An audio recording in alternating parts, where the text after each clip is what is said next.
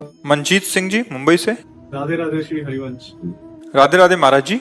जब सब कुछ भगवान के हुक्म से होता है, गुरु ग्रंथ साहिब जी में भी यही लिखा है, हुक्मे अंदर सबको बाहर हुक्म ना कोय।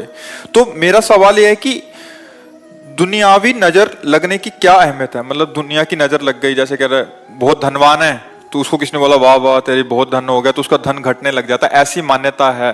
अरे उस पर नजर टिक जाए तो काल की भी नजर नहीं लगती, औरों की तो बात जाले दो। जिए काल बस ना परे, समुझ जाए शरण ते डरत ना काल डर। ऐसे तो पूरा संसार नष्ट हो जाए, नहीं हो जाए। फिर तो जो अधर्माचरण करने वाले हैं, दुख प्रदान करने वाले हैं, उनकी तो यही इच्छा है हम मिटा देंगे। उनकी तो यही इच्छा है ना कि हमें मिटा दो। तुम्हारी इच्छा से हम मिट जाएंगे क्या? तुम खुद मिट जाओगे, क्योंकि तुम मिटाने की इच्छा से जो चलता है वो पहले ही मिट जाता है, मिटा नहीं सकता, क्योंकि सबका मालिक ईश्वर है। ये तो बहुत ही बच्चों वाली बात है कि कोई हम पे नजर लगा देगा, कोई हमारे धन पे नजर लगा देगा। नहीं नहीं, जितने नजर वाले हैं उन सब में जो नजर है वो मेरे प्रभु की है। ये बात अभी जो आप कह रहे हैं ना, वो प्रभु, जब आप प्रभु की नजर देखोगे तो अमंगल हो ही नहीं सकता। कोई भी तंत्र, कोई भी मंत्र, कोई भी साप, कोई भी प्रतिकूलता तुम्हें परास्त नहीं कर सकती यदि भगवान किया। साप ताप रोग शोक दारुण दुख भारी, जितने भी परास्त नहीं कर सकते सब मिलके। बचपन की बात, अभी तक की बात, बचपन से लेके अभी असंग रहा हूं अकेला, गंगा जी का किनारा, घोर गंगा जी किनारे स्मशान। अब तो थोड़ा रोक लग गई लाश फेंकने में, ऐसे लोग गांव के ऐसे बहा के चले जाते थे, कुत्ते घसीट के किनारे ले आते थे, वहीं रात में सोना है, वहीं पूरा जीवन व्यतीत करना है। गांव में जाते नहीं थे, जो मिल गया वही खाना है। ना कभी कोई भय लगा, और ना कभी कोई प्रेत का आक्रमण हुआ, ना कभी कोई राक्षस पिशाच का आक्रमण हुआ। मस्त एकदम निर्भय। कौन नजर लगाएगा?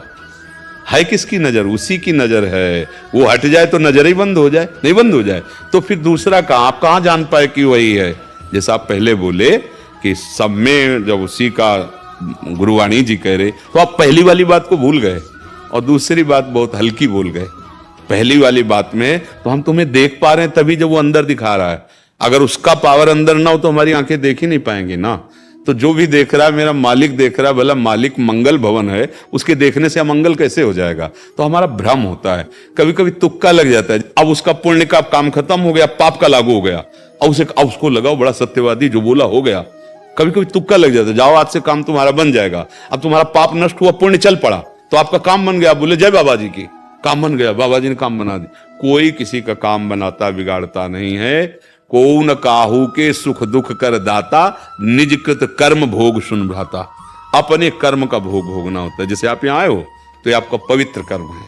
आप पैसा खर्चा करके, कष्ट सह करके आए, धाम आए, संत समागम के लिए समय लिया, बैठे, ये आपका सुकृत है, पुण्य है। अब आपका काम बन गया तो आपके कर्म से बना ना, आपका कर्म हुआ ना।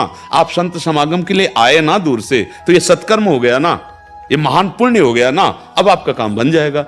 किसी के जादू टोना से, किसी के छूछा करने से, ये सब मतलब भूल में ना पड़ो कि कोई तुम्हारे, अब जैसे घरों के दरवाजे पे जूता कोई टांग लेता है, कोई काले काले नहीं टांग देता। अरे यार, भगवान की छवि लगाओ, जूता उल्टा करने से क्या होगा?